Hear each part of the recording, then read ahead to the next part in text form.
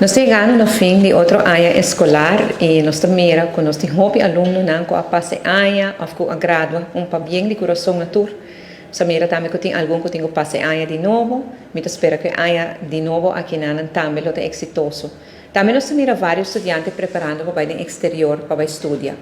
E nós aguardo avisado de Aruba House que a situação na Holanda está uma situação difícil.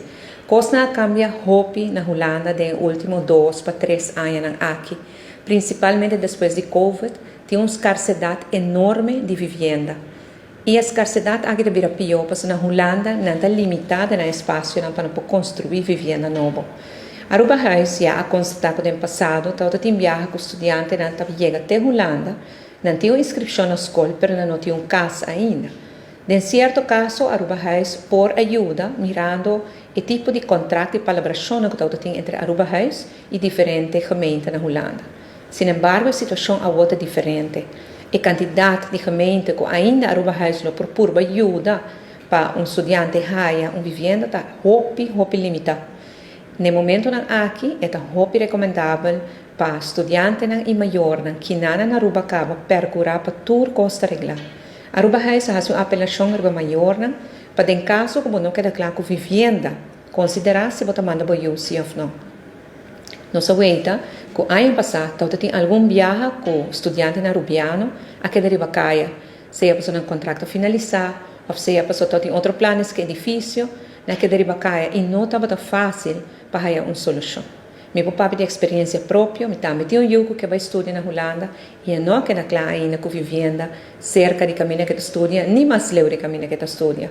O viaja, me se recorri na macalar, na real estate agents para ajuda, para sobra, essa é talvez a única solução. Mas nem assim sempre bota queda claro. Aruba House não é um real estate agent, Aruba House não tem contrato na mais que talvez tenha 2, 3 anos passar, nem 4 ou 5 anos passar, para a coisa cambia na Holanda.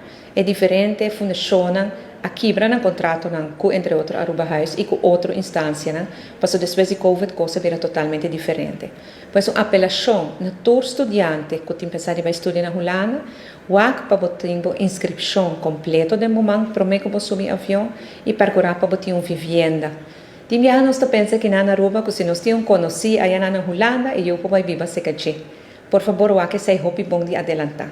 Porque se é conhecido na Holanda, Davi de um caso caminha que está 2 gente só porta inscrever e já tem 2 gente de casa, não está permitindo um estudante para inscrever em também.